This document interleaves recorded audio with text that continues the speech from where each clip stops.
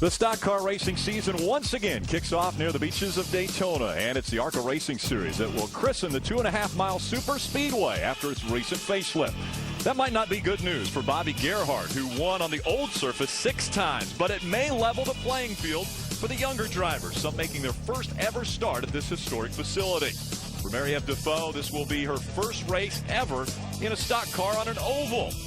Well, 18-year-old pole winner Ty Dillon, grandson to Cup owner Richard Childress, will be making his first Daytona International start. And now, to get it all underway, let's get the engines fired. We go trackside for today's command. Race fans, it is time. Please welcome back your Grand Marshal, Area Sales and Export Manager for Parts Depot, Daryl Torgerson, as he delivers the most famous words in motorsports. Gentlemen and ladies, start your engine!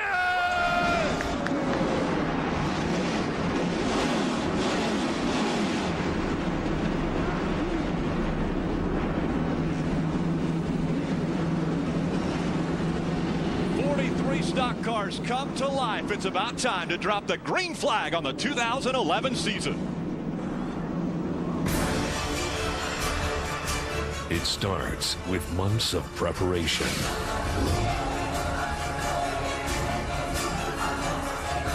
It starts when the tires hit the asphalt.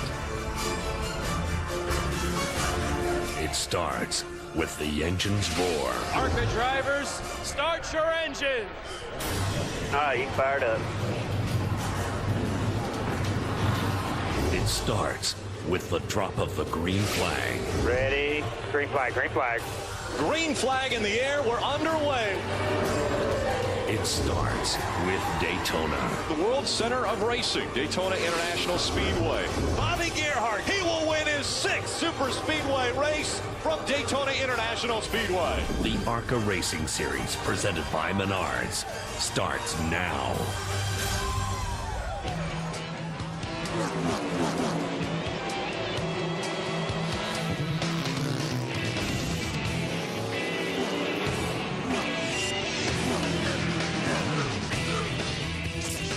Welcome to the ARCA Racing Series presented by Menards. It's the Lucas Oil Slick Mist 200 from the Daytona International Speedway on speed. Gorgeous afternoon here in Daytona Beach, Florida. 54 degrees, partly cloudy skies, but a great night for racing. Hello, everyone. Rick Allen, Phil Parsons, and Darrell Waltrip with you for the first race of the 2011 season, and it happens right here on a new racing surface, but a historic facility. And how important is experience when you come to a racetrack like this? Well, you nailed it with the historic. I love the history of this series. Started race here in 1964. John Markham, Bill France Sr., great friends. Actually, Bill France suggested the name ARCA for the series. You got Frank Kimmel, who's a 9-time champion in the field, experience. Bobby Gerhart, a 6-time winner of this race in the field. And then you've got Billy Venturini, who his dad won 2 championships. He's got a pretty strong force going here today, too. And all 5 of those cars, DW, in the top 11 qualifying positions. Very, very optimistic going into this race. But we talk about experience. We have 2 18-year-olds on the front row making their first start ever at Daytona. Ty Dillon, Richard Childress' grandson, on the pole for his first ever race here at Daytona. Kyle Fowler, another 18-year-old in one of those Billy Venturini cars on the outside of the front row. We know they can do it for 1 lap, but a lot goes on here in 80 laps, DW. Yeah, and it's never going to be any easier. The track is repaved. It's got tons of grip. All you got to do is hold it wide open and don't hit anything. Well, we've got plenty of experience down on pit road. We'll start with Ray Dunlap. Well, thank you, Rick. You know, when you were talking about Ty Dillon, you look at his numbers. Guess what? On his very first race in ARCA, he won the pole and finished 2nd. His next 2 starts, he went to victory lane. Those are great numbers, but it's nothing like coming to Daytona. And his grandfather, Richard, just leaned into the window right before they rolled off and said, let me tell you something, son. It is an honor to run at this track, and if you win here, it's something you'll never forget. Jim? And Ray, 80 times in super speedway competition in the ARCA Racing Series, Frank Kimmel has led a lap. Matter of fact, 2,645 laps. He has yet to lead the final lap here at the World Center of Racing in his 20th try at Daytona. He starts back in 26th, but he was the fastest guy in happy hour this morning. And his brother Bill told me, the crew chief, we've got a good race car. May not be the great qualifier, but we got a really solid car, and they're hungry for their first win, believe it or not, here at Daytona, guys. Thanks, Jim. Want to take a look at our starting grid brought to us by Lucas Oil. On the pole, 18-year-old Ty Dillon. Outside of him, the 15 of Kyle Fowler, also 18 years old. Unbelievable. Steve Arpin, a 3-time winner in the series last year. Billy Venturini said, I think he's our main horse. He's in row 2. Yeah, you got Bobby Gerhart, who has won this race 6 times. He's not happy about this new paving job. He'd like to left those big bumps in the track. Hal Martin is another one of the Venturini entries into this field, and they expect Hal Martin to do great things today as well. Absolutely. How about Ricky Carmichael now? Ricky had a top 10 finish here last year. Going to run a full truck season this year for Turner Motorsports, looking for a good run here at Daytona. Kevin Swindell back there in that 98 car. Somebody to keep an eye on. Dakota Armstrong, another one of the young drivers coming into this series and working their way up. Won at Talladega last year. He has a win on a super speedway. Jason Bowles had a lot of success earlier this year already on a racing surface in stock cars, winning at Irwindale in the showdown. How about a pair of ladies back in row number 12, Milka Duna from IndyCar Racing, and Mary-Eve Defoe making her first ever ARCA start. Kind of nice they start side by side. And imagine that, behind them, 9-time series champion Frank Kimmel. As we just heard, Frank has never won at this racetrack, looking to check that off of his bucket list. Chad McCumbee back in row number 14, a 2-time winner in the ARCA Racing Series. Look for him to move towards the front. Daryl Basham just lucky to be here, Phil. I mean, the shop burned down. They lost everything. A bunch of people jumped in, helped him get a car to bring down here, and he's in the field. We talked to him on the way to the driver's meeting. He said, I've never been more excited. This is the best car I've ever had. I borrowed it, but it's the best car I've ever had here. Good job of borrowing a good car. And again, 43 cars starting. Scott Stenzel will have that 43rd position for today's race. I want to take a look at our Russell Stover track description and race analysis. You know, DW, the numbers look a lot like they did here in the past, but this racetrack is nothing like it used to be. 31-degree banking, that's all still the same. The trial was 18 degrees, but it's a new surface. There aren't any bumps here. No, this surface is going to lure these guys into doing things that they've never done before. You can go places and do things that you've never been able to do here before. That's going to be exciting. It's going to be treacherous as well. We look at that pit window there, right there. Yep. 55 to 65. Daryl, 55 to 65 laps here. This is only an 80-lap race. You guys talked about the new surface. We heard from some of the drivers in between practice sessions here about what they thought about this surface.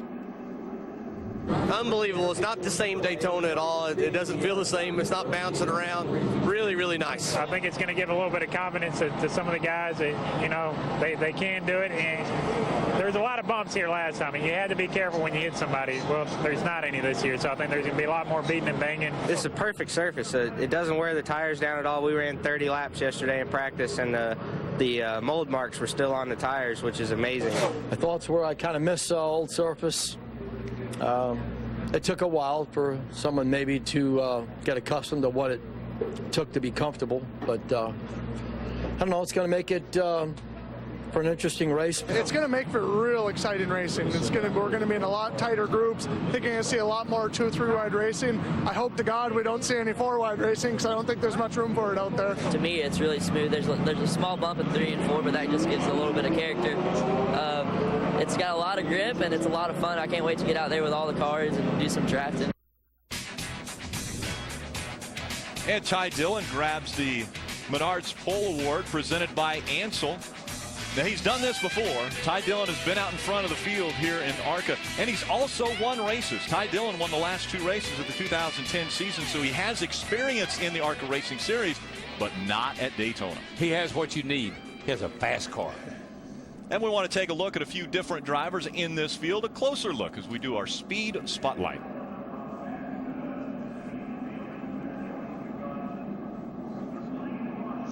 Rick, let me get it started with car number 12. Mary-Eve Defoe is probably a name most stock car fans have never heard of. But if you watch the ARCA series in 2011, you'll hear a lot about her because earlier today they announced that this team and this driver will go after the championship, running all the races with a brand new sponsor, VR12. Jim? And Ray, returning to the series, the highest finisher in the points in the 52 machine is Tom Hester III. He ran to 15 top 10 finishes last year and was in the championship hunt to the final race. The 52 machine is owned by Ken Schrader. They are also going for the championship. Phil? I want to take a look at the number 6 car of Jason Bowles. Rick, as you mentioned earlier, already a winner this year. He won the 2011 Toyota All-Star Showdown. Let's take a look back. This is the final restart. Greg Pursley had the lead, but he had a flat tire on the restart. That opened the door for Jason Bowles, our 2009 K&N West Series champion. Goes on to get that huge win out at Toyota Speedway at Irwindale back in January. Phil, let's look at Kevin Swindell. He just come off of a really great victory at the Chili Bowl. Beat the great Sammy Swindell, his father, by an inch to win his second in a row Chili Bowl. This kid is, he's got a lot of talent. He's going to be somebody to watch here today. Look at this, how close that was. Only by inches. Had to pass him on the last lap. And he celebrated at the Chili Bowl. Will he celebrate at Daytona? The field comes to the green flag. We're underway. Two 18-year-olds up front leading this 43-car field. How about Kyle Fowler on the outside getting the advantage? Before the field took the green flag, a few cars came onto pit road just to eliminate themselves from the big pack. They thought it would be safer to run behind the large pack here. The most notable of that was Frank Kimmel, our 9-time champion. I think that just tells you that's experience, and they think that it's going to get pretty wild and crazy up here in the early going. You see how spread out already this field is as they go down the backstretch for the first time. There's Kimmel leading that group there. There's Chad McCumbee, the 1 car right behind him. This is this backpack here with Frank Kimmel that's behind the lead group here, and they're just going to stay back out of harm's way for a while and see what happens. It's Kyle Fowler who leads the first lap at Daytona as he crosses the stripe just in front of that 41 of Ty Dillon. Steve Arpin, teammate to Kyle Fowler, is up in that battle. See, there's just so many, when you have a new surface like this and the racing is going to be all different as it's been in the past, there's so many unknowns. Some of these smarter guys, older guys, are going to say, hey, I think I'll let these kids run up front and see what's going to happen. It's Fowler, Dillon, Arpin, Gerhart, and Carmichael were your top 5 as they cross the stripe. Now you're seeing them single file down by the double yellow line. Same rules as NASCAR. You can't improve your position below the yellow line, so they can hug the yellow line. They can't go below it. Now, what we've been seeing in all the cup practices is 2 cars getting hooked up and just absolutely blowing by everybody, almost 10 mile an hour faster than the cars running along the bottom there in the draft. I don't know if that's going to happen with these cars. They got a little bit different nose and a little bit different rear bumper. They may not line up good enough to do that. Yeah, Ron Drager emphasized that in the drivers meeting, that the bumpers don't line up in these cars like they do the Sprint Cup cars. So that pushing all the way around the racetrack will not work. Yeah, these cars with a little bit sloopier nose, they get up under the car in front of them. It'll actually lift that front car up off the ground. That's when you get in trouble. Sloopier? Sloopy. You know, like hang on. Hang on, Sloopy. Kevin Swindell down at the bottom of the racetrack. Just behind him in that 31 is Tim George Jr. That's a teammate to the 41 of Ty Dillon. Out of the RCR stables. Tim had a 3rd place finish at Talladega on a very much similar racetrack to this last year. How about Dakota Armstrong in the 22 making the move now on the outside, trying to get by Swindell, trying to make that second or outside line move up toward the front. What everyone was talking about is hold that thing down on the floor and stay on the bottom of the racetrack the short way around. Seems to be working so far for Kyle Fowler and Ty Dillon. See, the yellow line's your best friend. I mean, that takes away a passing lane. As long as you stay down on that yellow line, you're going to have to go around me on the outside. So I don't have to look to my left very often. We just saw a tire get broken off. Looked like something happened there. The 94 of Brett Hudson turned around, slams into the wall. The tire came off just before he entered turn 3, and we could see the outside lining of that coming off. And listen, it's not unusual to have a tire problem on the left side, because you run the air pressure so low. And sometimes those pressures are so low and the air pressure doesn't build up quick enough, it can damage the tire. Great news, though, unfortunately for the 94, but a single car incident here. Brett Hudson down on the bottom of the racetrack. You'll see the left rear come off right there. Just lost the tread. Milko Duna did a great job, the 63 car, giving him room and avoiding him. Oh, and how about how close that was for Maryam Defoe that went by. Whoa. Within inches of that car making its way up the racetrack. There's Milko. She might have made a little contact. She slips by. Look at her move up the racetrack. Mark Thompson, fortunately, the 66 car was high enough and gave her some room. As you mentioned, Maryam Defoe Great job. barely getting by. Great job.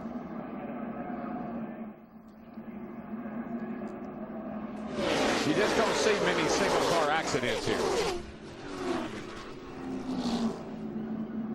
Great job by Brett Hudson. He almost saved that car, and there was absolutely nothing could do with that casing gone off the left rear tire. Obviously a lot of damage to the rear of that race car on the left side. That's the reason. Lost the tread of the tire entering turn number 3. Had his hands full. And it was a single car incident. Only Brett Hudson will be out of this first race.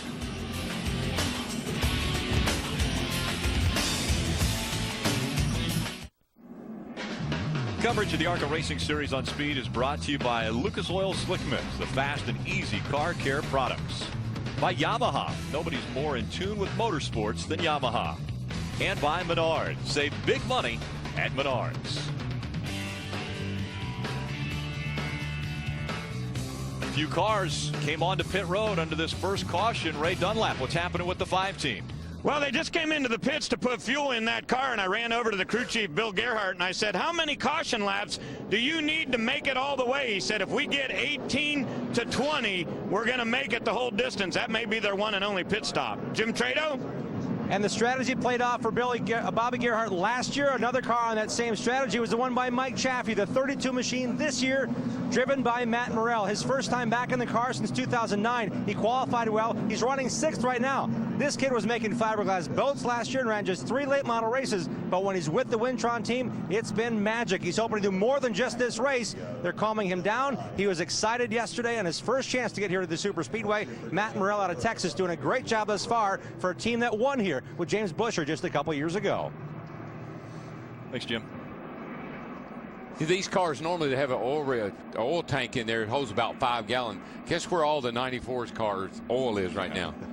On the racetrack. On the racetrack, all 5 gallon of it. So they put down the speed Zorb. Try to get all of that picked up. And while they're cleaning that up, we will slide away and get another break out of the way. It's the ARCA Racing Series presented by Menards, first race of the 2011 season right here on Speed. Hey.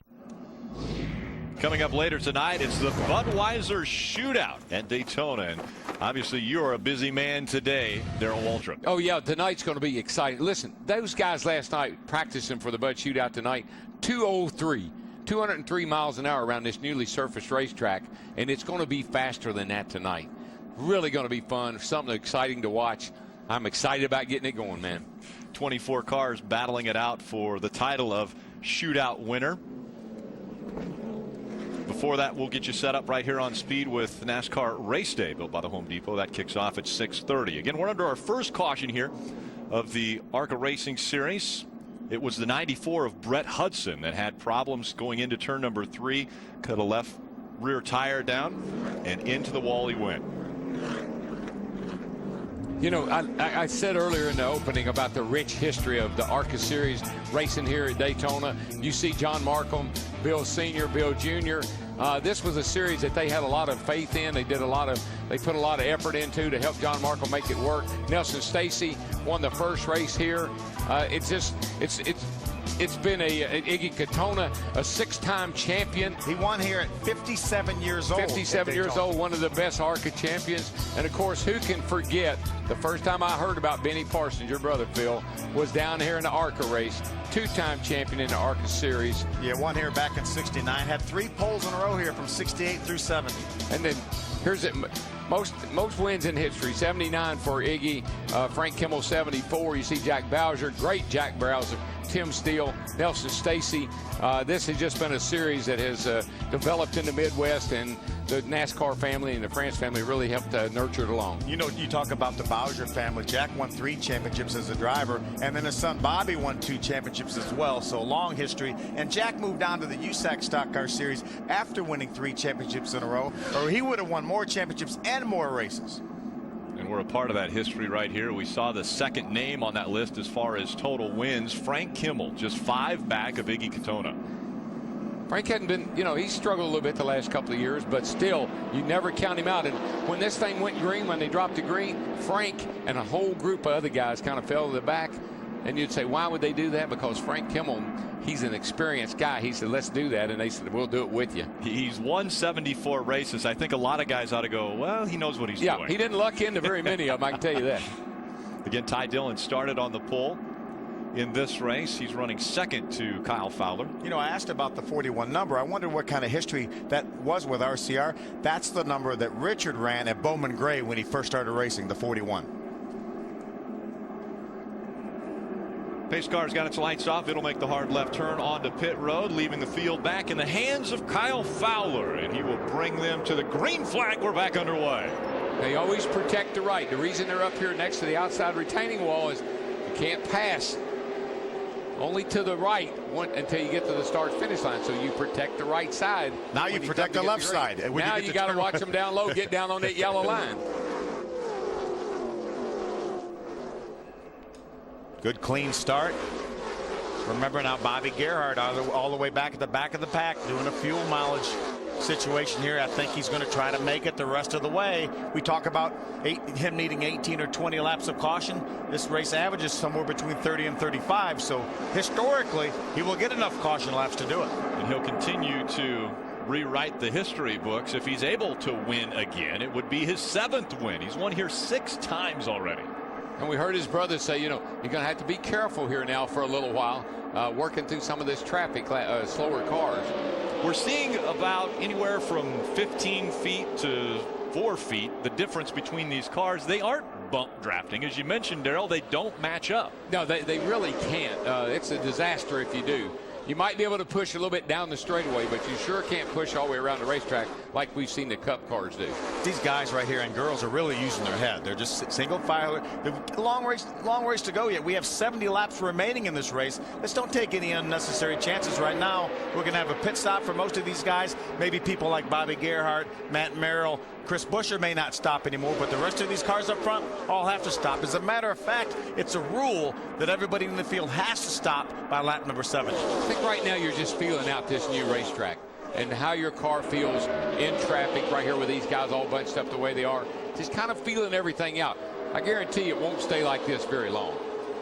When you mentioned feeling it out, they were allowed to test earlier, but there was no test where you put 43 cars on the track at one time and you run nose to tail. So this is definitely a new situation for a lot of the drivers out on the track. Yeah, when you run the speeds you're running, there's just a lot of turbulence off of the race cars. That turbulence makes the car move around. You don't necessarily get that when you're testing. Testing is more like a controlled environment. This is wide open, baby. You know, this is amazing. This is the view out of Steve Arpin's Mike's Hard Lemonade Toyota. We're at Daytona. We're used to seeing that bounce around and everything. You're seeing nothing. It's just as smooth as glass out here. A little bit of an issue with the sun coming off turn 4 till he gets to the start-finish line. The other thing I love about that shot is you can hear the engine, and it never goes down. You never get out of the throttle here at Daytona.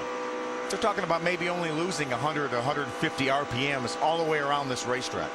Remember, this is a smaller restrictor plate than these ARCA cars had last year. About 30 horsepower less than what they had last year. Kyle Fowler continues to lead the field around the historic 2.5-mile Daytona International Speedway. Ty Dillon giving chase. 36 years between the two of these drivers. Welcome back to the Lucas Oil Slick Mist 200 for the ARCA Racing Series. Out in front, it's Kyle Fowler and Ty Dillon continuing to lead this field, and it looks like Ty Dillon's going to take a peek to the outside, maybe get some clean air on the front of that nose, see if anybody will go with him. He may have an overheating situation. Looks like he He's intentionally moving backwards a little bit. Yeah, I don't think he wanted to do that. I think he had to. I think, like you said, Phil, maybe too much tape on the grill. So Ty Dillon will get hung out as he crosses the stripe. We cross the top of the hour. We'll welcome everyone to enjoy this first race of the 2011 season. Joining us now in the booth, we've got David Reagan. David, obviously, you've got a little experience around this racetrack, but the new surface maybe levels the playing field a bit. Absolutely. I mean, I kind of wish I was out there going right now. It looks like it's pretty up here. I tell you, this is the first time I've been up here and I've seen the racetrack, the newly paved track from a high spot, and they've got it looking good. But David, you have to admit you haven't seen anything quite like this in the Cup Series, where everybody just rides around like these guys are doing right now, lined up. I know this is a little bit more fun. I think the two-car pack certainly produced some real fast laps, but I think once 43 guys get out there, you're going to have some tight packs, and you can't push for 500 miles. You just can't do it. David, is there somebody out on the racetrack that you're pulling for here? Yeah, we've got an interest. Chris Boucher, which you guys have seen race a lot over the last 2 years. He's finally 18. He's down here with the Rouleau brothers and their Ford. And Jack Roush helps that program a lot. It's a Roush Fenway Ford. So, like a lot of guys in this series, this is their first time at Daytona, and they're just out there trying to get some laps under their belt, make some laps, watch the car. Oh, trouble. Problems on the racetrack. That's the 52. Gets turned around. That's Tom Hesser. Looked like he got run into from behind. Milka Duna did a great job avoiding him. Another close call for her. Was right in the middle of that, but was able to avoid it. Great job on her part. Yeah, that's great. That just a one-car incident. I know that's a nice job. The second one where we've had a car right in the middle of the pack and get turned around, but with only a one-car incident. But what a tough break for Tom Hesser. Kenny Schrader's team. They're going to run full-time this year for the championship, and this is certainly not the way that they wanted to get started. He was running 11th. Let's take a look at what happens. Oh, he slowed down in front of him. Yeah, he had to check up. The guys in front of him let up a little bit, and he got run into from behind. Yeah, a little damage to the 41 of Ty Dillon. He made some contact. Yeah, it looked like he got the left front fender just a little bit, so I'm sure they'll be down pit road.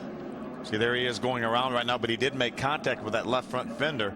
One thing that's helping all these drivers, Milka included, is there's so much grip that when you turn the wheel or when you make an evasive move, the car doesn't get sideways, doesn't get out of control. You're able to drive through some of these really tight incidences like we saw right there. Yeah, a year ago, you couldn't get slowed down. If you turned the wheel, you would slide and get all out of shape. So that's absolutely the truth. Look at the damage to the right side of that as well as the left rear. After hitting the wall, a lot of damage for Tom Hesser. Not the way he wanted to start 2011. Yeah, that's too bad for Tom. Another great job by Milka Duna. Man, oh man, she's been close to both incidents. And I think we were talking about on the 41, they were concerned about a little fluid coming out. There may have been some water blowing out of that car is what they may have been seeing, because I do believe he got hot and had to get out and get some air. I think he may have just been losing a little water out the overflow. Look at this, the way the body starts to just fall apart on that racetrack. We talk about the 41. He was up front early. What's going on with him now, Ray?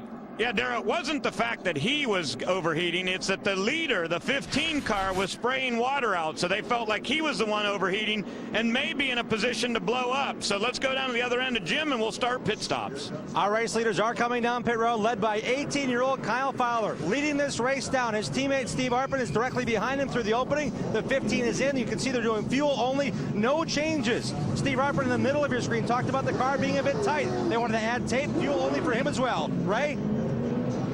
Down on my end, Jim, we're looking for the 41 to come in. He was dropped back in the pack a little bit, so they don't expect to have too good a track position when we restart here. You see the wedge wrenches going in. They're going to make a track bar adjustment, also wedge, get him fixed up. Lots of fuel going on. It'll be a 4-tire stop, and they expect this to be the last pit stop.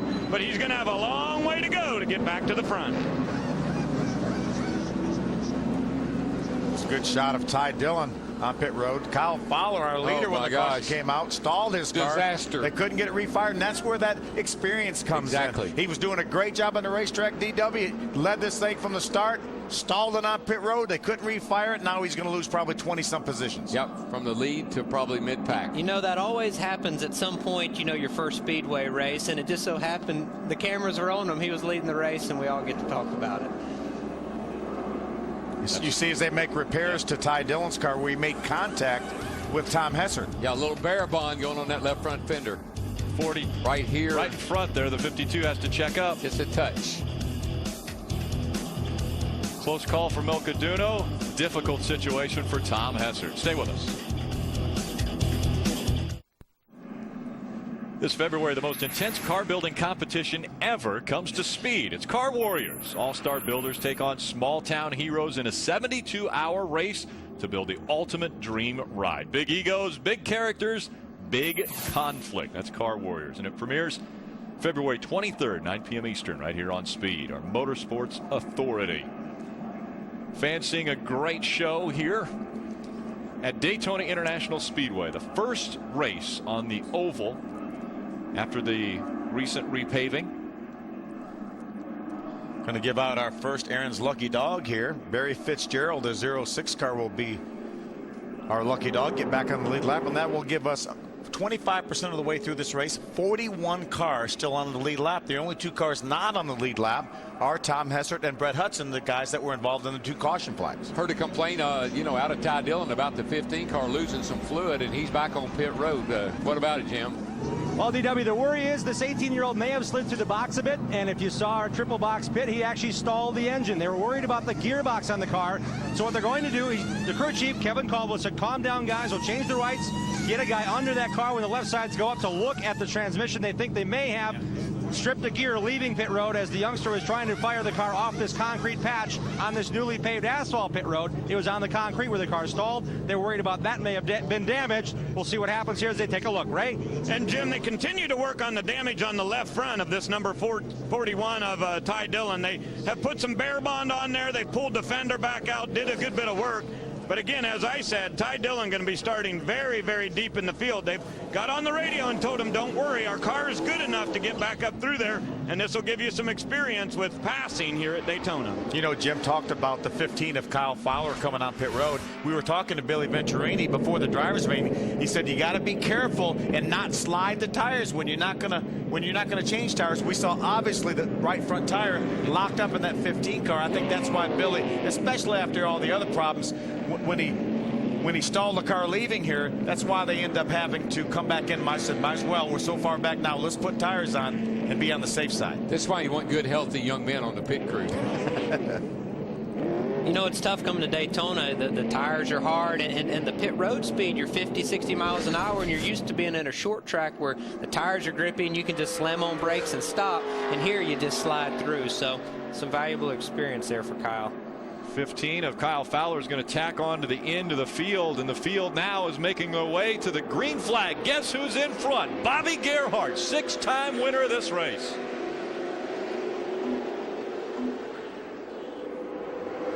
And 77 of Joey Licata not up to speed as quickly as he would like to be, and some of the guys jump to the outside of him and the inside to get by him. James Hilton right there. Frank Kimmel going by. James restarted up in the 3rd spot. Frank now gets by the 48 of James Hilton. Have we 76 years old. James Hilton is 76 years old. And Frank was one of the ones that kind of grouped up behind the lead pack when the race started.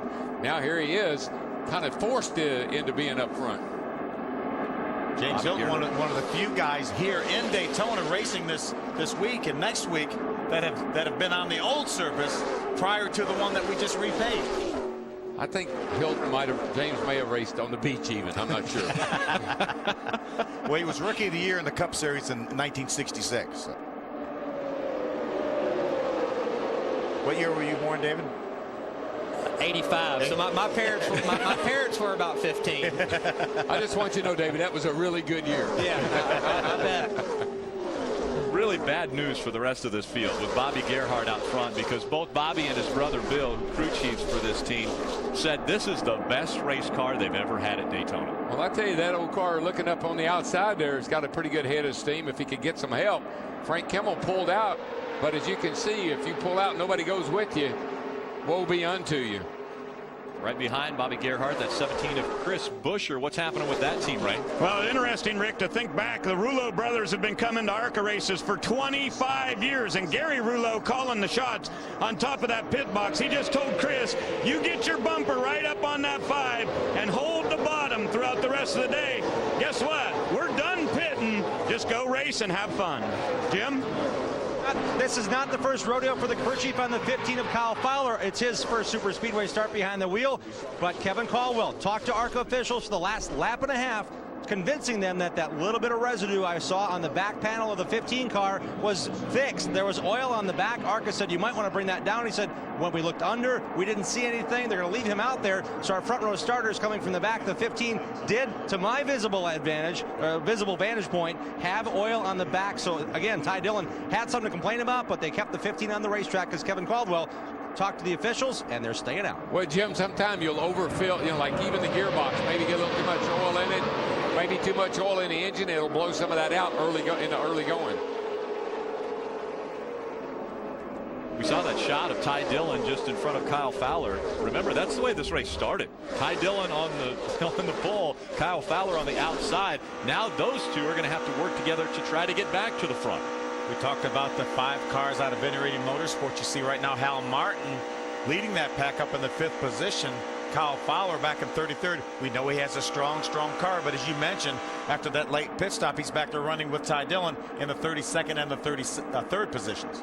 Billy Venerini mentioned to me before the start of this race, we definitely have team orders. These 5, if they can work together, they need to work together until near the end of the race. And he said at that point in time, then it's in the driver's hands. Then I'm not going to tell them what to do. But up till the end of the race, I want them working together to try to improve all their positions because the Venturinis want to win this race. That bright yellow car on the outside there, Frank Kimmel, he was running second there for just a few laps on the restart. Pulled to the outside, couldn't get anybody to help him. I think he's got a pretty good car if he can get a push here, but just can't get any help up on that outside. I haven't seen much from the outside of UDW. No, it doesn't look good. You've got to have at least 7, 8, 9 cars to stay together and keep going. And you look on the bottom, you've got, the top 10s all tied together. So it's tough to make that outside work. So, yeah, he needs somebody up here in this front pack to pull out. That's break right. the draft up a little bit, and maybe he can get a suck up to him. But I think you get a lot of these guys, they're still, 50 laps to go, and they say, man, we just want to ride. We just want to ride. So it's tough to make that outside work, with just 3 cars now. And David, we were talking earlier before you joined us, and these cars aren't like the cars you guys are going to be running, the Sprint Cup cars, because the bumpers don't line up. They don't do that hookup where you run around here all the way around this racetrack pushing each other. Yeah, you just can't push quite as good. And these are the old style, Sprint Cup cars that we've run, years ago. So I think that. The COT cars are something special about them that allows them to hook up like that. But, these guys are getting experience. They're making laps, learning, and that's probably not a smart idea to get up and try to hook together the whole race.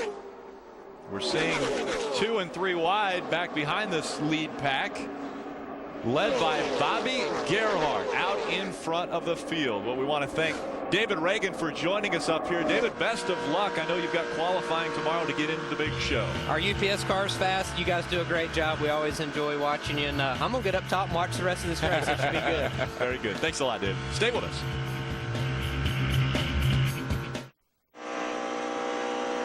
Get fired up for the duel. The new surface test NASCAR's best as they fight for position in the Great American Race. Get ready for 2 action-packed races as they set the field for the 500. The Gatorade Duel at Daytona. It's Thursday at 2 Eastern, live on Speed. DW, those were the races I always looked forward to, the duel. When I was coming down here as a youngster and then getting to run those races to try to make your way into the 500. Nail biters, though. That's one of those races where you just have to sometimes close your eyes and make the move that you think it takes to get yourself in the race. And it's not always pretty, but it's always exciting. And tonight's race is going to be, I really am anxious to see how the thing goes tonight. What we're seeing here right now is totally different, I think, of what we're going to see tonight in the Cup Series.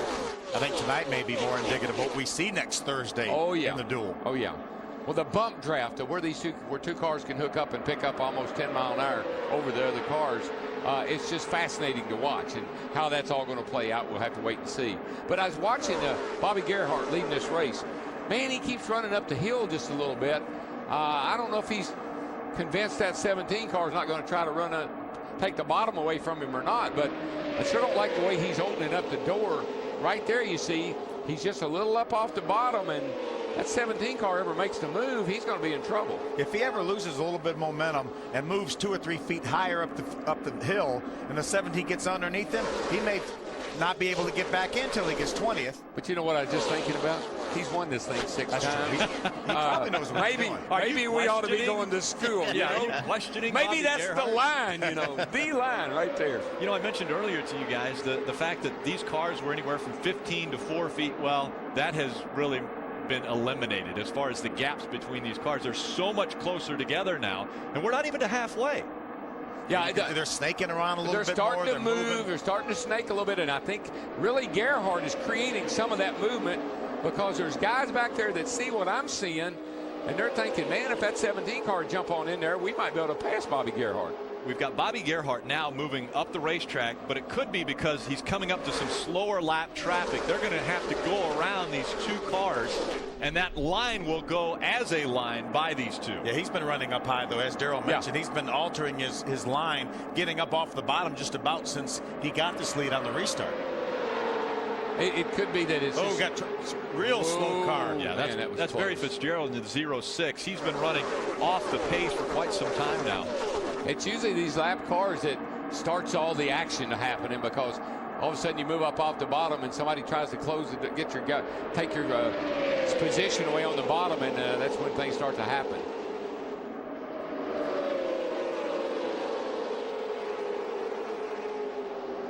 Got a big time lead draft right now. That's a lot of cars running together right there. I mean, they're all hooked up in a pretty solid draft. Yeah, still on the lead cars. laps. Yeah, at least 35 cars are on the lead lap still.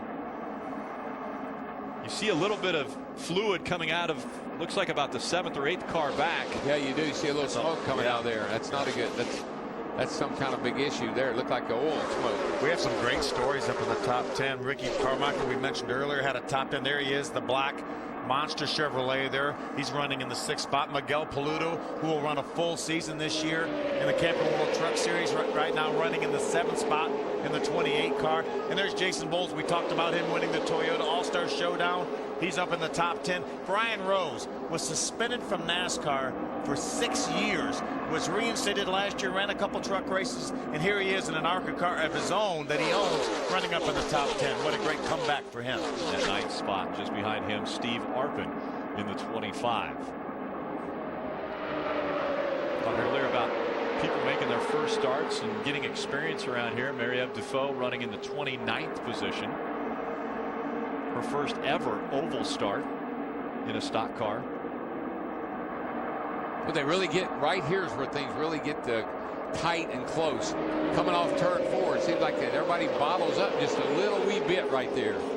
3 wide as they go through the tri-oval and into turn number 1. You know, the sun could be an issue also, Darrell, coming off turn number 4 there. You come into the sun and then you really don't get into the shade till you get almost to the start-finish line. Ray Dunlap, what's going on with the 41 team now? Well, Rick, I think we should take out a notepad and mark down the fact that Ty Dillon restarted after that round of pit stops 37th, and he has now moved up to 19th and really just at the back part of that lead pack. But the real thing is, he said when he goes to the high side to make a pass, he said the car is nowhere near as good as when it's on the bottom. And you see right now as he gets hung up there, Kimmel goes by, the 31 and also the 63. So he's losing spots on the high side. They said get her back down to the bottom line. Yeah, Jim? it just seems like, Ray, that everybody's in that same boat. Nobody seems to be able to make the outside work. See, that 19 car right there is the one that's overheating.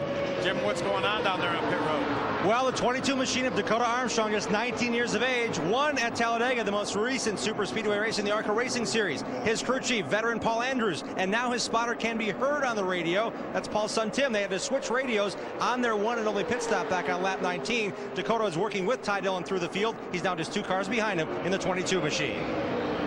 That 19 car, I just feel a lot of steam coming out of that car. He's running that really tight draft there. He got that engine overheating and that thing blowing out a lot of water. Still no one challenging Bobby Gerhart at the front of this field. Chris Buescher runs 2nd. Joey Licata is 3rd. Matt Merrill 4th, and Hal Martin is 5th. A lot of patience being shown up here right now among these top 10-15 guys. Single file line, all for the most part hugging the double yellow line, with the exception of Gerhart, who seems to be taunting the people behind him. Here's a good shot of Hal Martin's onboard camera. This is the backstretch going into turn number 3. As they drive around here through 3 and 4, you see how smooth this racetrack is. Watch when he gets to sun right here in the middle of 3 and 4. Look at now when he's looking into that sun. Blinding. Very, very much blinding. You know, but there's a real art to running in a draft and drafting the way these front cars are. You got to hold the throttle wide open to keep the momentum up. But you got to learn how to drag your brake.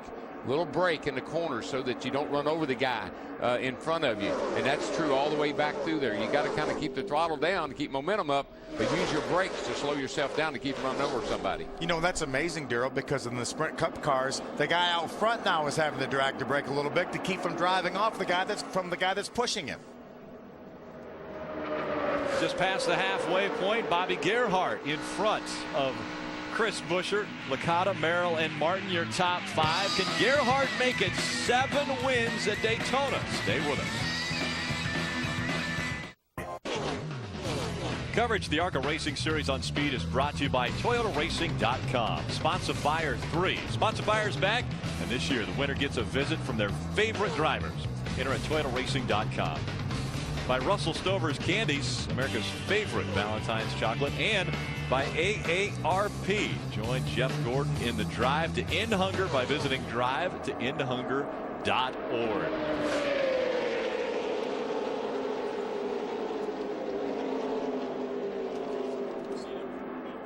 Phil, we just continue to see that 5 car just run that little wee bit higher line. It's got to be that Chris Buescher there behind him says, look, you can go where you want to. I ain't going to try to pass you. Yeah, more than likely, those crew chiefs have got together. And they pitted on the same lap, pitted on lap number 5, said, wherever you go, we're going to follow you. And here's a guy that's won 6 times leading, and Chris Buescher, who just turned 18, making his first ever super speedway start. I think what the 5 car might be doing is maybe he thinks that's saving him a little bit of fuel, not binding the car up, not putting it on, not putting a lot of wheel into it. But I'm afraid that's going to open that bottom up, and sooner or later somebody's going to stick the nose in there. I want to take a look at our Messina race summary. As we pass the halfway point, Bobby Gerhart out in front, only 2 lead changes. 2 different drivers. Our average speed over 141 miles an hour. And look at that, 2 cautions for 9 laps. Bobby Gerhart, I think, needs more caution laps. If this race continues to go green, he may have to make a decision later on. He's probably good till he gets to lap 70 or so, 65 or 70 with the fuel he has. So problems out of turn 4. Big wreck. That's Chad Hockenbraugh in the 58. A lot of damage to that race car. That car, I think it rolled over. Tremendous amount of damage. I think the 30 of Terry Jones got a little piece of that. He's made his way to pit road. The field all slowing coming off of turn number 4. Incredible amount of damage to the front and rear of this 58 of Chad Hockenbraugh. Chad and this team, owned by his father Greg, are looking to run the full schedule this year in 2011. Great sign here. We've got the window net coming down. Yeah. About to climb out of that race car is Chad Hockenbraugh. That looks like it right above the driver's door. It looks like where that thing's hit something there. It's been up on its roof. Yeah, I saw it come off the wall, and I'm pretty sure it was rolling over when I looked up and saw it. Again, this was coming out of turn number 4 for Chad Hockenbraugh. He's lowered the window net. That's normally the sign to the safety crews that he's okay. Let's take a look at what just took place. This is coming off of turn number 4. Oh, he just gets sideways back there, and man, there she goes. There it is, upside down. Actually hit the roof. It looked like on the wall. Yeah, slammed it roof first into the wall. He may have had a little bit of help from behind to get that thing sideways, and then when he got sideways, he tried to correct it, and then when it did, it just hooked and went straight into the outside wall. Phil, I wonder how much, we talked about the sun in turn 4. I wonder how much, if that had anything to do with it, because about where he is right where it's kind of blinded for a second. Yeah, the car behind him may have bumped him a little bit from behind because, as you mentioned, so difficult to see with that sun. That was Benny Chastain's onboard view of what just took place. Again, a pretty amazing wreck for Chad Hockenbraugh. It looks as though the red flag will come out now, as they'll have to clean up the incident out of turn 4 and right to the entrance of pit road. We definitely saw Chad take the window net down and stuck his arm out and actually waved. The one wild ride here, that's for sure. So a red flag condition for the Lucas Oil Slick Mist 200. There's Chad climbing out of that race car, and what will be good is he'll walk to the ambulance and they'll drive him to the infield care center. Coverage of the ARCA Racing Series on Speed is brought to you by Honey Nut Cheerios. Be happy, be healthy. By Burger King, home of the Whopper. And by Ansel, for over 100 years, the world leader in hand protection. Again, under a red flag condition. The reason why, they are cleaning up the 58 of Chad Hockenbraugh. Here's what happened coming into 4. Yeah, you can see back there, he gets sideways long. There was no contact, at least it didn't appear to be. It looked like the car, something may have happened to it. Feel like a right rear went down or something. It just turned. That's sure what it looked like. Got real bad loose. 14 of John Ferrier was right behind him, but it looked like there was a gap, though, in between those two cars. So I think you're right, Darrell. Maybe a right rear tire went down, and as it got sideways, he went to try to catch it, and when it did, it caught. As you mentioned, you turn a steering wheel on this surface, and it's going to respond, and it turned hard right. The safer barriers are one of the greatest inventions ever in stock car racing. He was able to walk away from that accident. Well, it's all that stuff. See the seat, Hans device, all that stuff. That's what makes these cars so much safer.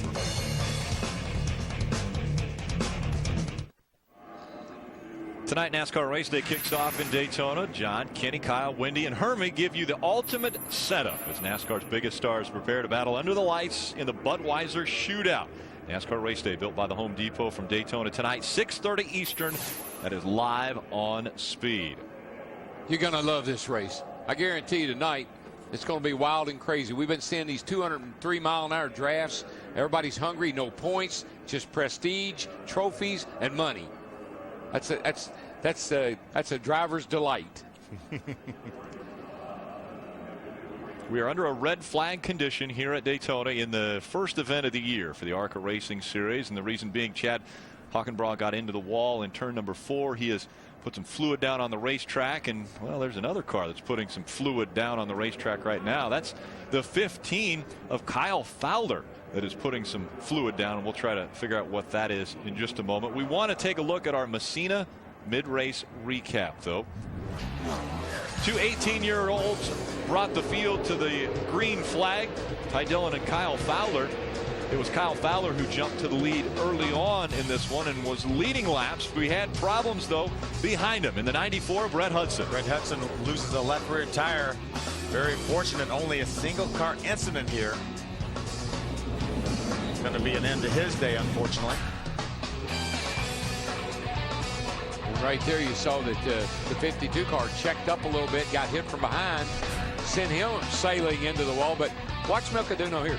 Man, that was a piece of driving right there. But I really think the track has got that much grip in it. You can kind of turn the wheel, Phil, without wrecking. Our third caution was the most recent, bringing out our red flag condition and a wild ride for Chad Hockenbraugh in that 58. Great to see Chad, though, be able to get out of this car, walk under his own power to the ambulance to be, there he is right there, to be carried to the infield hospital just to be checked out. But that's why we're under the red flag right here at Daytona. But these are older Cup cars. I mean, this is not the new COT car.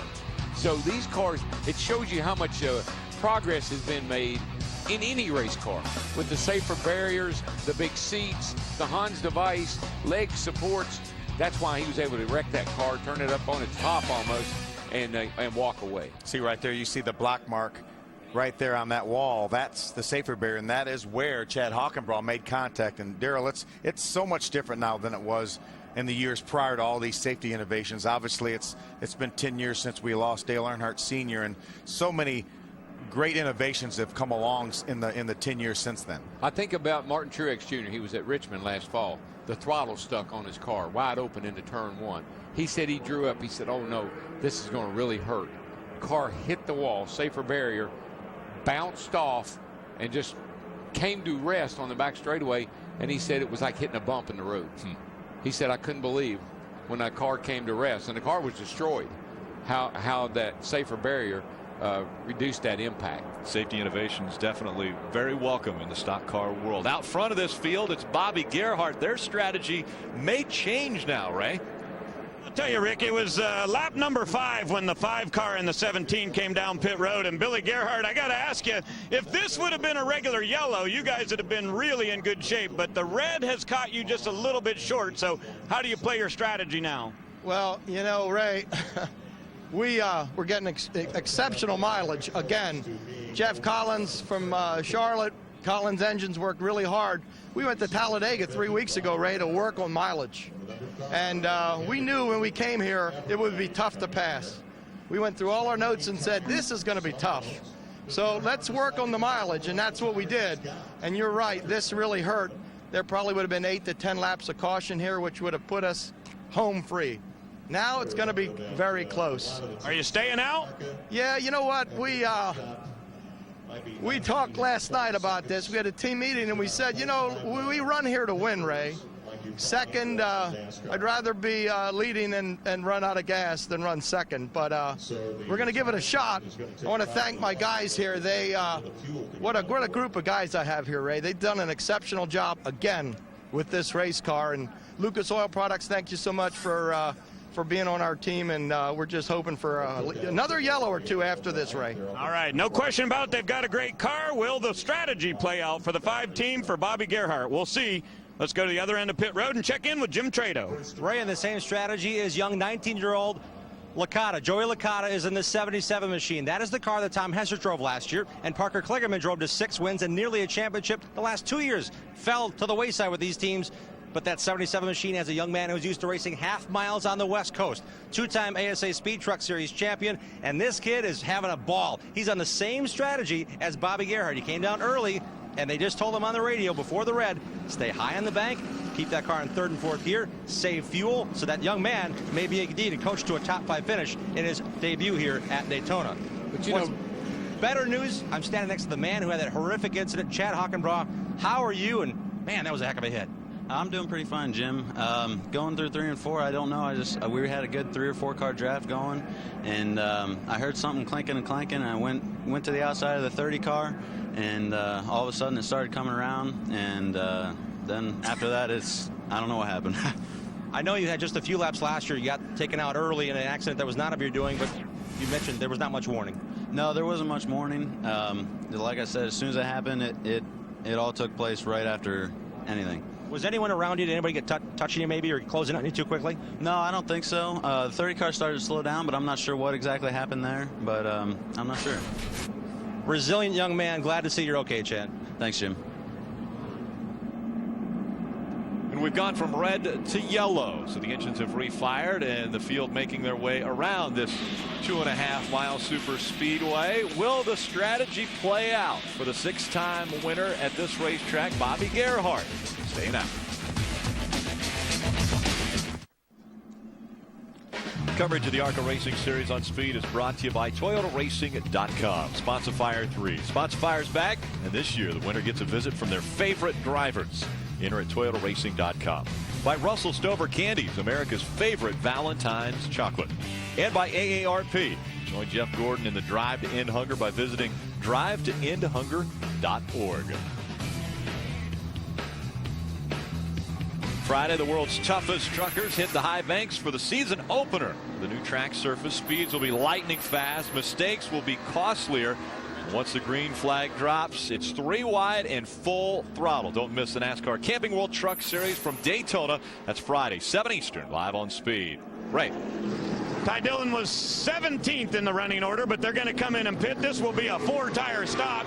They see the fuel going in. They go to the right side, and also going to be an adjustment on the right side. You see that chassis adjustment, 4 tires going on this University of Northwest Ohio Chevrolet, and they believe they've got plenty of time to get this thing back up to the front.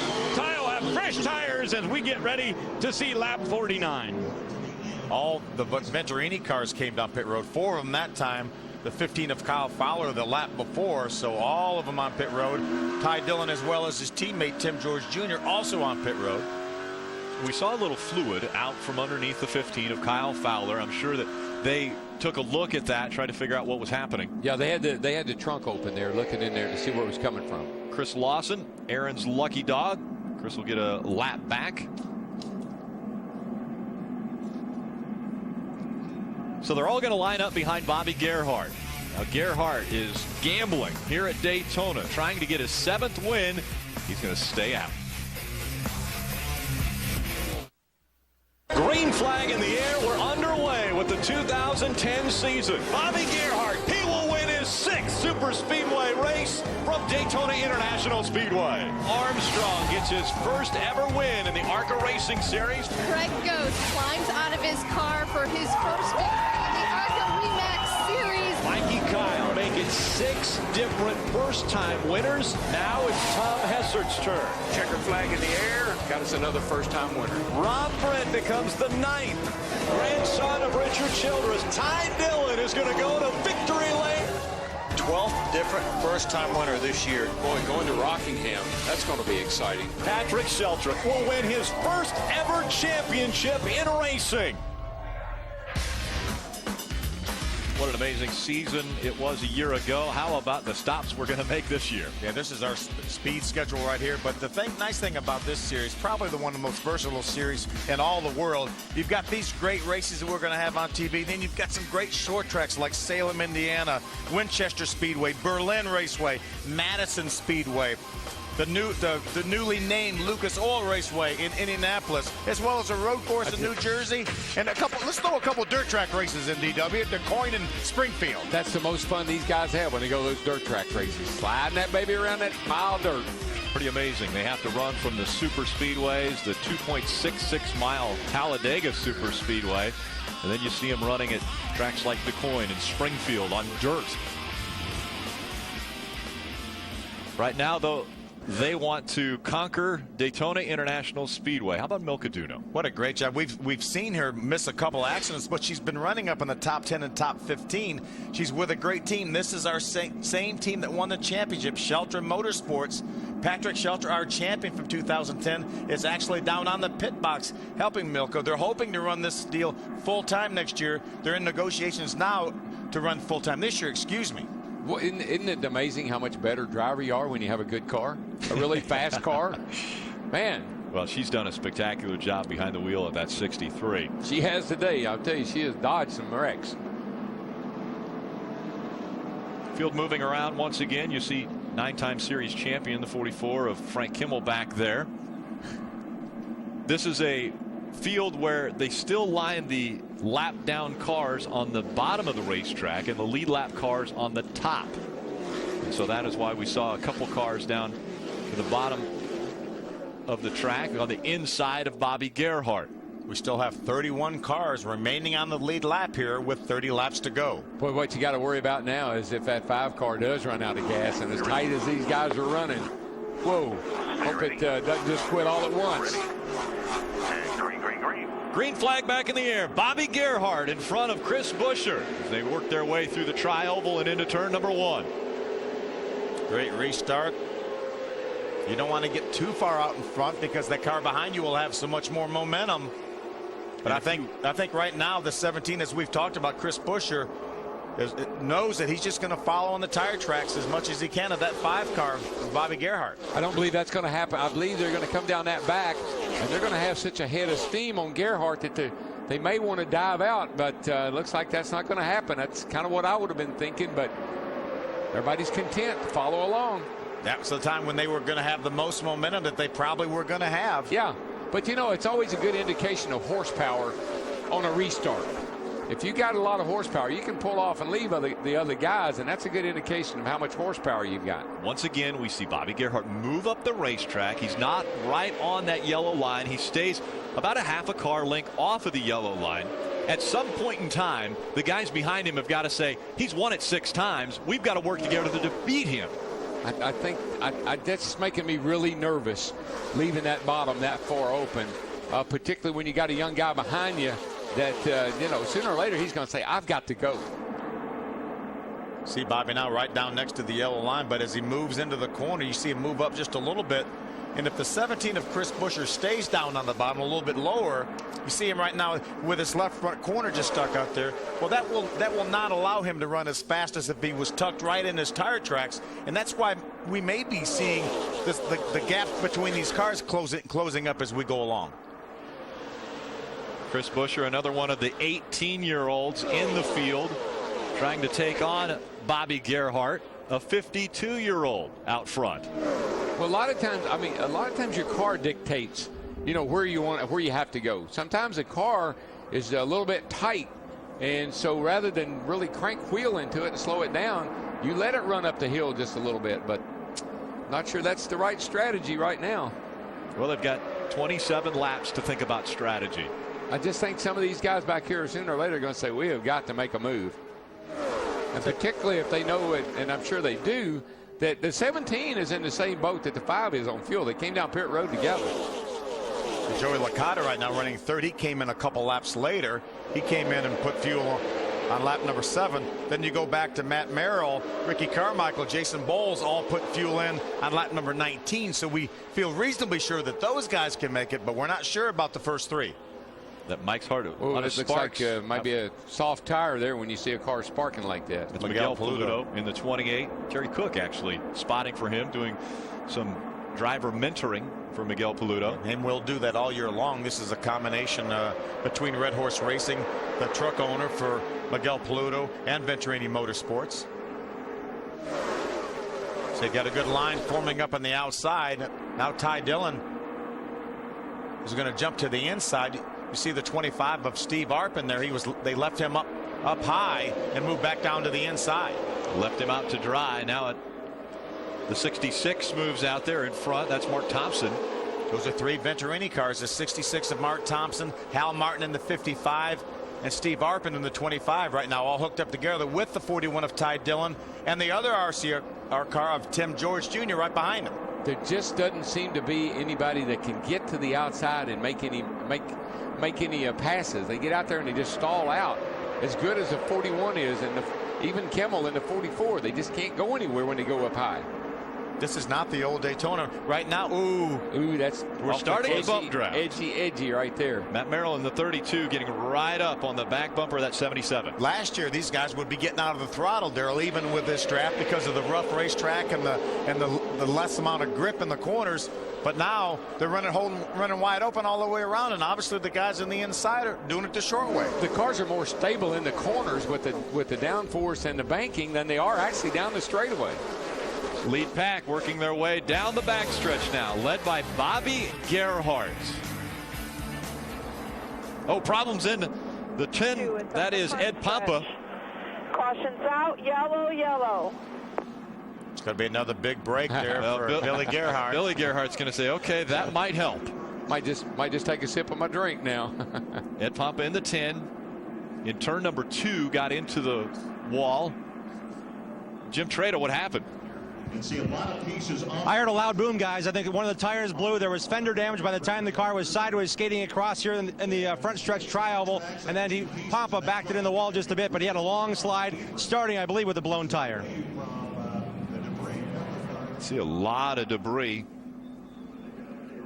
The field trying to avoid that. Obviously, they don't want to drive through any pieces of sheet metal.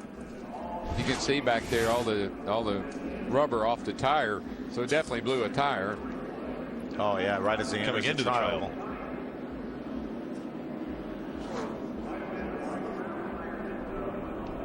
Tire just explodes, and that tears the right rear quarter panel completely off the race car. And he's not cheering because Ed Pampa had an accident. He's cheering because he needed a caution. Yep, one man's bad luck is another man's good luck. So Bobby Gerhart getting that much closer to his 7th win at Daytona International Speedway. Stay with us here on Speed Motorsports Authority.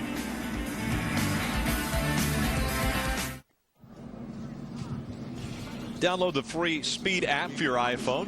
Keep Speed at your fingertips and fuel your passion for racing between events with Speed on your iPhone. Get the latest stats, results, and news as soon as they become available. Download the app from iTunes now. Steve Arpin in the Mike's Hard Lemonade. Number 25.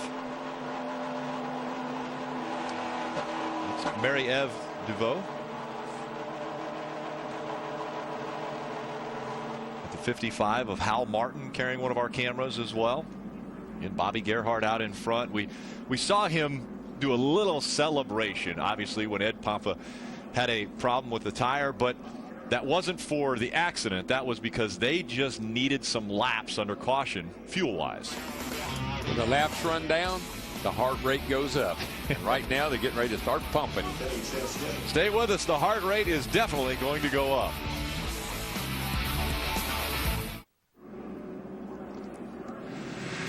Tonight, NASCAR Race Day kicks off in Daytona. It's John, Kenny, Kyle, Wendy, and Hermie. They're going to give you the ultimate setup as NASCAR's biggest stars prepare to battle under the lights in the Budweiser Shootout. NASCAR Race Day built by the Home Depot from Daytona tonight. That's 6:30 Eastern, live right here on Speed. The cars getting staged in the garage area.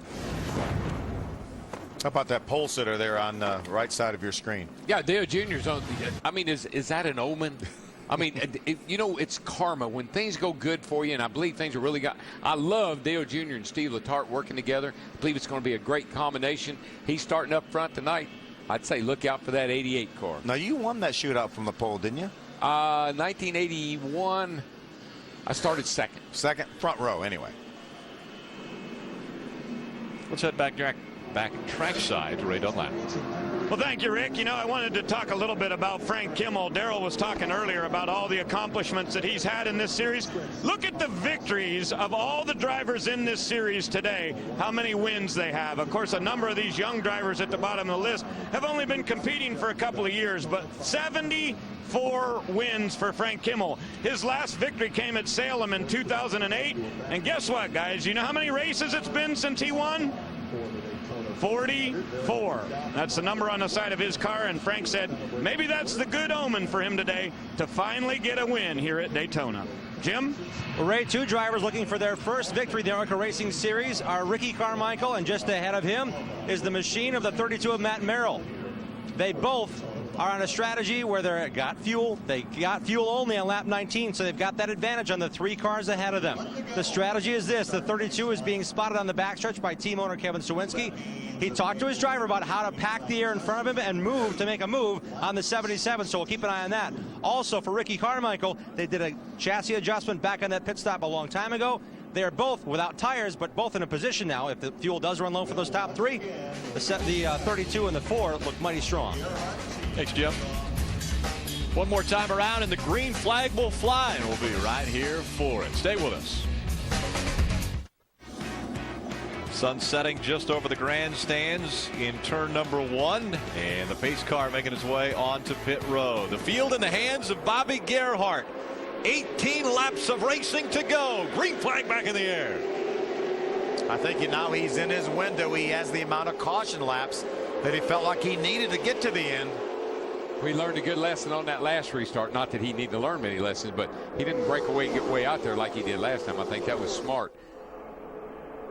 Now they're getting lined up all at the top 5 right now, lined up on the bottom together. Will there be two different lines? One line trying to get by that 5 of Bobby Gerhart. There's Mark Thompson on the very outside. There's Benny Gordon, the 09, that red car. Now he's going to duck back down to the bottom. Mark Thompson finished second last year in this race. They just pull out. Get it done. Phil, they pull out, but they realize almost automatically they just hit a wall. They can't go anywhere. The car just won't go forward, and they have to duck back to the bottom. Kimmel was in the middle. He was following the 32 of Matt Merrill. I believe that's Grant Enfinger in the 36 car. Oh, in front of Kimmel, correct? In front of Kimmel, right. Matt Merrill, remember, is up in the 4th position. 4th spot. Kimmel ducks back down to the bottom of the racetrack. Too wide back here, about 10. And I'm sure right now that's what Gerhart loves to see. Let them run too wide behind him. Yeah, Bobby Gerhart's got to be a big sigh of relief. He's got that 17 car behind him, and that car obviously either is going to wait till the last lap to make his move, or he's not going to make a move at all. He now can make it on fuel. Gerhart can. Oh, trouble! Got a tire down. Looks like the tire goes down. Also, the 25 has problems. That's Arpin in the 25 into the wall. Milka didn't make it that time. And this time we've got more crashing down below. The 23 of Nick Igdalski. Marie-Eve Dufault is the white car coming down the front straightaway. She was involved The 15 car, Kyle Fowler, our outside pole sitter, is involved. There's Hal Martin, the 55 car right there. 68 Steve Blackburn. problems. Benny Chastain, the 75 car right there. The Drive to Finish Hunger car also involved. Actually, I said Milka didn't make it. That 75 car was the one I thought was Milka. I'm not sure. Did she make it through? Did we see her somewhere? I think Milka. There's there Milka she right is. there. Yeah, I think she was made in contact it. with Yeah. Steve Arpin. I thought she was in it, but then I didn't see the car. Yeah. Yep. Steve Arpin. I think something happened to the 55 of Hal Martin. There was definitely sparks. Yes. Yeah, and then he started wobbling. Another tire looked like, Phil, to me. Yeah. The right rear looked like it must have been going. And we saw Arpin on the inside. Also, then looked like he was correcting because he thought the 55 was going to have problems. You just make, you know, it's all instinct. You just kind of think, okay, he's going high, I'm going to go low, or whatever the situation may be. You don't really have time to plan anything. You just kind of instinctively make a move and hope it's the right one. This is Hal Martin getting unstrapped. A devastating accident for Venturini Motorsports. Watch now. Watch the 55, the red car. Towards the right side. A little bit of puff of See a little smoke right smoke there. coming out the right rear there. Still see that. It's almost like he may have a tire rub. Yeah, rub, and I think that's what happened. I think it's going to go down by the time he gets down to turn number 3. You see him on the outside of the 44, Frank Kimmel. And Arpin sees this. He's right behind the 55. They get down to turn number 3 and watch now. There she's starting to go, and there she goes. It's like a right rear tire. And then Steve Arpin was moving to the inside to try to give him some more room, but Milka had already committed. There was nothing she did wrong. No room. Nick Adalci in the 23 also involved. There's John Ferrier, the 14. There's another view of it. Coming out of turn 55 up against the wall, and the Ryan Silas, 11, also involved. Yep. Wreckage taking place even down in the grass. Like you mentioned, very difficult for the Venturini group. There's 2 of them right here, the 55 and the 25, both cars from the Venturini stable, as well as Kyle Fowler is going to get involved. But you see, Milka was already on the bottom of Steve Arpin, and then Steve was just trying to move down to give Hal Martin some more room. And when he did, Milka was already there. Ty Dillon did a nice job avoiding that on the bottom side. Well, when you have 5 cars in the field like Venturini did, you got good odds of winning. You also got good odds of wadding up 5 cars. Getting caught up in something like this. Just your worst nightmare. That more of your cars involved. Here's the second incident. Marieb Defoe in the 12 trying to avoid, gets hit right there. Steve Blackburn goes down the hill. Marieb almost had it made, and then the car came down and caught her. She was going by. Riding along with Steve Arpin here. He sees so that much you car. can do. They stalemated back there. At 50, they're wrecking behind you. You're wrecking behind you. 55 cut and tire. That's what the smoke was. 25 went with them. We just lost our help here. Yellow is out. Yellow is out. Big mess over there. Big mess. Got a 55. Oh, he knows right there. You hear the tire go. When that happens, he knows he's in trouble, and here comes the rest of the gang piling in. We'll take a look from the 75 of Benny Chastain. Here you see him right in front of him. Trying to stop, trying to slow down. He's on the brakes, but you just can't stop when you're going 190 miles an hour. And it looks to be okay right here. And then... They're still running, Benny. Come on, you need to just stop. There's Benny Chastain right there. He had committed to the bottom and then just couldn't get stopped. Made contact with Steve Blackburn in the 68 car. There's another view of the right rear tire going down. Then it finally exploded and put him in the outside wall bar. By this time, the 25 of Arpin and the 63 of Duno were already together. But that car coming down off the banking and a couple of cars back here, you know, if they had just stopped, like right there, man, if you just got that thing woed up. You're low. Here's back it down, come to the bottom, nice and slow down. Easy for She right when she started to get back in the gas, thought she had it cleared, and then got smacked in the side. She was doing everything right. She slowed down. Really she knew where she needed to go. Right when she got back in the gas, car came down and came off the banking right into her. You know, the first time she went down to the apron, I think she was going too fast, and it actually shot the car back up on the racetrack. She slowed down some more, got back down to the apron, looked like she was going to be okay until they came off the wall. Spotter did a nice job, too. I like the way he was talking her through it, but he didn't have any idea that car was going to come down the hill like that. So the problems start for the 55 of Hal Martin, and they continue on for about 8 other cars. Caution out once again at Daytona. Coverage of the ARCA Racing Series on Speed is brought to you by Lucas Oil Slick Mist, the fast and easy car care products. And NASCAR Race Day, built by the Home Depot, will follow us 6:30 p.m. right here on Speed, setting up the Budweiser Shootout. They're lining up the hungry hounds over there. How about the Daytona 500 winner right there, Jamie McMurray's car. Lost a car in Daytona 500 practice when he cut down a tire. Practice number 1. And the coverage of the ARCA Racing Series on Speed brought to you by Lucas Oil Slick Mist, the fast and easy car products. By Messina Wildlife Management. Stop animal damage with Messina Wildlife Management. And by Aaron's. You don't need credit. All you need is Aaron's.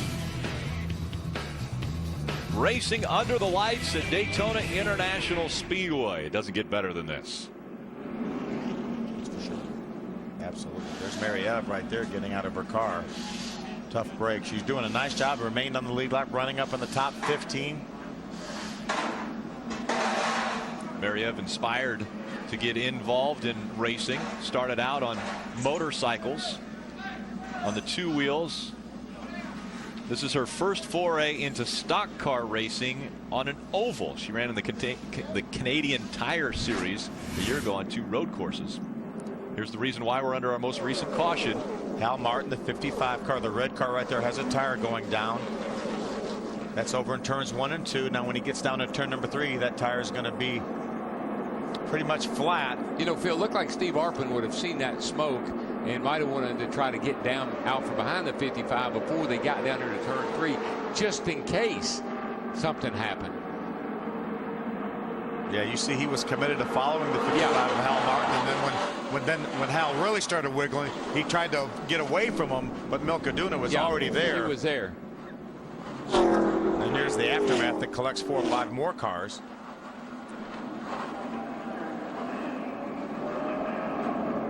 So a tough situation trying to get out of turn number 4 after the problems with the 55 and 25, 63. Steve Blackburn coming down the racetrack caught the 12 of Mary Eve Defoe. The 11 to 23, I mean, they made hard contact. Sure did. 14 was lucky. He slid kind of through the inside of that whole mess, didn't hit anything. Looks like that's the garage and Ray Dunlap. Well, thank you, Rick. Earlier today, they announced a new sponsor for Mary Eve Defoe, and she's going to run the entire season this year. Not a great way to start at Daytona, but tell me about your viewpoint as that wreck began. I mean, the only thing I saw was smoke, and then I saw bouncing cars all over the place, so I thought the safest way would be to go down as much as possible. And then, unfortunately, we hit too hard, so we're not able to go back. But I can't say more. Thank you, the VR12, great support, Dodge and Victory Water, and of course, Tony Martin Racing. They've been doing an amazing job. Here's a look at your in-car there. That was a pretty hard hit, but prior to this crash, Mary Eve, tell me about your day and your learning experience here at Daytona. I mean, it was amazing. I tried to, at one point I was behind the 41. It was a bit hard to keep up with him. I tried to be on him as much as I could, but unfortunately we maybe missing a little bit of speed there. But I mean, my goal was to finish the race or do as much as laps as possible. But I mean, I tried to do my best there. We had a little thing in the pit. For me, it was kind of overwhelming first time in the pit, but we make up after. But I mean, it was great. Long season. Good luck to you. Mary Eve Defoe out of the race here early on at Daytona. And she talks about, intimidating on pit road. Remember, they're coming onto pit road at 55 miles an hour. They go around on the racetrack right now at 70. Here's the cars that are involved in this incident. I mean, a big crash like that, and she's involved in it, but very, very composed and seemed to have her, self all together, buttoned up, and we got a green flag here. We're going to finish this thing off.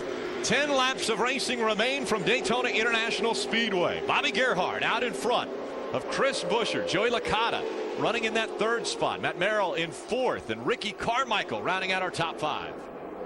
10 laps to go. At some point, DW, somebody's going to have to get out of line here. Something's got to give, buddy. They're not going to ride this thing to the finish like this. I believe that's the third, fourth, and fifth place cars are going to make a move here before long on those front two. And when they do, if somebody in that top 5 or 6 cars moves out, then it's going to bring that outside groove up there with them too, and then we may have a couple packs. This is the time right now where we've got a lot of spotters moving back and forth saying, okay, will you go with us? Will you go if we move out? That's Bobby Gerhart that time. That 17 car is going to get into left for a quarter pound of the 5 if he keeps moving up the hill like that. There's just no way to avoid it. He's being pushed from behind. Somebody's going to, the 77 car there of Licata is going to push him into the 5 if he keeps opening that bottom up. It's got to happen. Still a half a line up goes Bobby Gerhart. It is Lucas Oil number 5. I mean, I wish I could talk. I wish I could talk to Bobby Gerhart and say, Bobby, what are you doing? Why are you? What's the method to your madness? Because he has to have one. He does it every lap. There's a little contact from the 17 to the 5. That's just a lot of. That's a lot of opening underneath him there to be doing that. But top 6 cars now have driven away from the rest of the field. See, Benny Gordon right now leads that second pack of the 09 car. Good run for Benny, first race on a super speedway. And see, Phil, that's what's going to happen. These first 6 cars, if they can gap this other group back here, that's going to give the guys running 3rd, 4th, 5th, 6th. They're going to say, I can jump out. The worst I'm going to do is finish 4th, 5th, or 6th. They've got confidence right now, not only because of the surface of this racetrack being a little smoother, a little more grip, but they're pulling away from their competition. Yeah, they get a gap here where you can feel like, all right, I can go the outside. If I don't make it, I can get back in at least in 6th spot and maybe try it again before the race ends. That last lap was within a 1/10 of a second of the fastest lap these guys have run the entire race. Temperatures are down now. The track's cool, making maximum horsepower. That 5 car is pulling. It got a little gap there off of turn 4. Second pack back here. They're running 2x2. Now, if somebody who was in that 17 car that I said has drafting experience, I would say falling back off of the 5 and letting him get out there. Look how close they are, DW. Yeah, they're really touching. I mean, it's going to get really tense here before it's over with. But I would say that 17 is letting that 5 jump out there a little bit so he can get a run on him. But so far, he hadn't shown any desire to do that. Those two got to run, the 17, the 77. That transfers into the 5 right before they got into the turn. Remember, we talk about the front row with Ty Dillon and Kyle Fowler both being 18 years old. That youngster in that 17 is also just 18 years old. I think just turned 18 in October. First ever super speedway race. 6 laps of racing to go from Daytona. That 17 car, that's David Reagan's car that we had up here earlier, or the sponsor of that car. You talked about the heart rate beginning to elevate. Oh, just 6 laps to go. Yeah, mine is. I'm just sitting here knowing that, man, you can't sit on that hot stove too much longer. Something's got to give. They've got a good gap now. You see the top 6. You see Licata moving inside now. There's Chris Buescher right there. These guys on lap 73, the fastest lap of the race for the top 6 cars. This 6-car pack has pulled away. See, there's 2 ways to look at this. There are guys that are sitting there 2nd, 3rd, 4th. They say, if that 17 pulls out, I'm closing the hole and leave him out to dry. Or they could say, if that 17 pulls out, I'm going with him. They got to be talking to each other through the spotters, trying to figure out what they're going to do here. 5 to go. Great run for Ricky Carmichael, back in 5th in the Monster Chevrolet out of Turner Motorsports. And how about Jason Bowles? What a month he would have if he could pull this thing off here after winning the Toyota All-Star Showdown. Well, he's right up there in the thick of it, and that's all you really can ask for. 3 wide back here. Ed Kennedy on the inside. That's 16 right in the middle is Joey Coulter. That's our outside pollster to the 15 of Kyle Fowler. He got a little piece of that last incident. Remained on the lead lap. Looks like appears to be out of contention right now for the win, but could still end up with a decent finish. And you saw the 48 back there. That's 76-year-old James Harvey Hilton. And there's the 6 that have broken away from the rest of this field. 4 laps remain. And you can the second group of You could feel the speeds have picked up. I mean, when the cars went by this time, it even sounded faster. They're running down in the low 47s from a 47 flat to a 47-20. Here we go again. Remember, Phil, I told you these cars are harder to drive going down the straightaway than they are in the corners because you've got so much grip in the corners that you can kind of lean on each other a little bit. But gosh, come on, Gerhart. That's Bobby Gerhart. If I was his spotter, I'd be screaming at him. A whole line beneath him, but Chris Buescher can't do anything about it. Now, when they come to the line, 3 laps remaining, just 7.5 miles remain at Daytona. Rick, right here, that gap right there. If you were really a sharp guy, you would lay off of him like that and then get a run on him and try to go around him. As a driver, you point to the guy behind you, let's go to the outside? I'd be giving my fist, hold, let's hold, and then when I get ready to go, I'm going to go to the right. Do you want to be Chris Buescher? Do you want to be Joey Licata? No, I want to be Chris Buescher, and I want to make the move first. I want to be Bobby Gerhart. I don't want one of the other guys. Well, if I'm going to try to pass him, yeah. But the 17, if the 17 and 77 ever decide to do it, I believe they can. We're about to find out. Coming out of turn number 4. 2 laps of racing to go when they cross the stripe. Bobby Gerhart. Just 5 miles remain. 5 miles between him and his 7th win at Daytona. You know, Richard Petty used to come down here and win the Daytona 500 like it wasn't, no big deal. He won 7 of them. Same way with Bobby Gerhart. You just got a racetrack that works for you. No matter, they repaid it. I thought he lost his advantage. Doesn't look like he's lost anything. And they work hard at it. They do a lot of testing. They go to Talladega and test. Bobby Gerhart puts so much emphasis, as his brother Billy does, in this race. He said, we're here to win. We're going to gamble.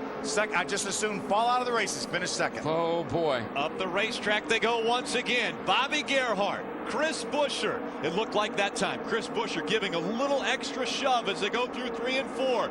This time by, the white flag will go in the air. 1 more to go from Daytona. And there goes the 77 to the outside. Let's see who goes with him, if anybody does.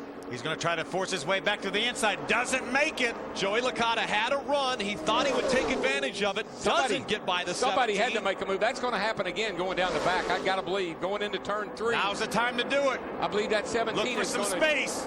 What will Chris Buescher do? Will he stay behind the 5 all the way down the backstretch? Last time he gave him a push. This time, Bobby Gerhart pulls out to a 2-car length lead as they go into 3. I don't believe he can do it from here. I mean, Gerhart's got a pretty comfortable little lead there. So just a short drive down here to the start-finish line now. Here comes Buescher with some momentum. Coming out of turn 4 into the tri-oval. Will he make the move? Bobby Gerhart, Chris Buescher. It's Gerhart winning for the 7th time at Daytona. 8 career wins for Bobby Gerhart. 7 of those coming right here at the most historic racetrack in stock car racing. I tell you, that's quite an accomplishment. That is unbelievable. 7 times here in 24 starts. And with style, I mean, sat there and gave them every opportunity to drive under him, and they couldn't do it. His last win came right here at this racetrack 1 year ago. Bobby Gerhart victorious again. Brother Billy Gerhart. Billy, a big sigh of relief. I don't know how much longer Billy can take this. They needed caution laps, and that's exactly what they got. Strategy played out. Perfect. Absolutely perfect. A great finish. Bobby Gerhart holds on to win it. Right behind us, it will be NASCAR race day as you get ready for the Budweiser Shootout.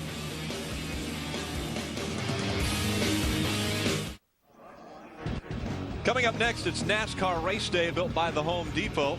Cars getting ready for the Budweiser Shootout as they are staging in the garage area. We've just had a great one finish here.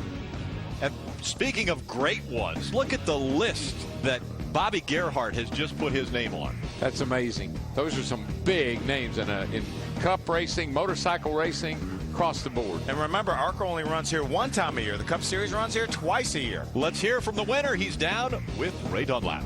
Here comes Bobby Gerhart out of the race car. The Lucas Oil Slick Mist 200 is in the books, and the sponsorship on his hood matches that. Bobby, you guys called this race car Tiger. I think we better call you Mr. Daytona. When you came in on lap 5, how confident were you that you could make it all the way? Not very, to be honest with you. Some things had to go our way, but we really didn't feel, from the beginning that we may not have had the fastest car here. However, Ray, if there's a key to getting here, you got to put yourself in position to do this. You got to take a gamble now and then, and just the way it went. We took a gamble. I'm not going to say we didn't have a good car. We had a hell of a car. This thing's dynamic. It really is. Just, Make sure you thank Chris Buescher about it. I'd like to thank a couple people. First of all, I know the call was made this morning to Forrest Lucas. Listen, Forrest, thank you. This is 8 years these guys been on board in today's world, today's economy. Unbelievable. I think Kelly's here. She had enough. Your brother Billy just came in and said, make sure you thank Chris Buescher. How about that? The kid behind you with no experience gave you a lot of help. Kid had a tremendous job. Has been working with us all week. Look, when it gets to 10 to go, we all play for keeps, and it is what it is. I don't know if you could see it, but I was getting pounded around the last 10 laps or so pretty hard, but man, what a hot rod. Back to victory lane. Bobby Gerhart does it again at Daytona, and let's hear from the youngster. He's with Jim. And his dance partner since that early green was Chris Buescher. You proved you can win on a short track, but here at Daytona, your debut, you and Bobby Gerhart made it magic. 1-2. Congrats on a great run. I appreciate it. That was a lot of fun come to Daytona for the first time, especially to follow a guy like Bobby Gerhart around. I mean, he's the best when it comes to these races, and learned so much from him. And congratulations to him. I saw him getting soaked over there in victory lane. I know that's where we would have liked to have been, but all in all, I mean, just a great first Speedway experience. I mean, the Rouault brothers did a great job. I mean, we stayed concentrated all weekend. The help from Roush Fenway and Ford, I mean, it's great to have David Reagan Ford on board. They're only 5 hours up the road here in Perry. I mean, it was just so much fun to go out there. Great job, Chris. Congratulations. We'll see you in Talladega. Yes, sir. See you there. The face of the next wave of racers right here in the ARCA Racing Series, guys. Thanks, Jim. And we talked about it at the very beginning, experience versus youth. Well, experience crosses in front of an 18-year-old. But drama. I mean, coming down there, is the 17 going to pass the 5? Is he going to stay behind him? What's he going to do? I thought that would really played out well for Bobby Gerhart. Obviously, great job also by Buescher. I think Chris Buescher was afraid to pull out. He was. He was afraid to get hung out, and he didn't want to give up second position. He felt second was better than third or fourth or fifth. Joe Licata tried it to no avail. Our next race on Speed will be Talladega, so you won't want to miss that. Next up here on Speed, it is NASCAR Race Day, presented by the Home Depot. Stick with us as they set you up for the Budweiser Shootout. Thanks for joining us here on Speed.